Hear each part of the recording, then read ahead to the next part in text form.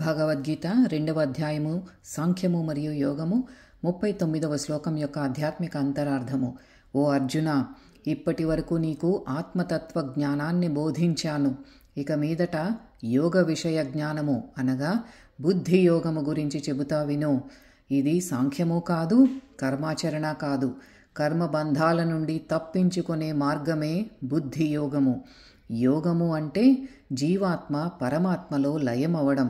యోగ సాధన ద్వారా మాత్రమే ఒక సాధకుడు తన చైతన్యాన్ని భూతత్వము నుండి జలతత్వము, జలము నుండి అగ్ని, అగ్ని నుండి వాయువు, వాయువు నుండి ఆకాశము, ఆకాశము నుండి మనస్సు, మనస్సు నుండి బుద్ధి, బుద్ధి నుండి అహంకారము, అహంకారము నుండి చిత్తము, ఇలా ఎప్పుడైతే ఒకదాని నుండి ఇంకో దానిలో కరిగించుకుంటాడో తన చిత్తమును జీవాత్మ రూపమైన ఓంకార నాదములో లయం చేసుకుంటాడో ఆ ఓంకార నాదము నుండే తుదకు పరమాత్మలో లయమవుతాడు.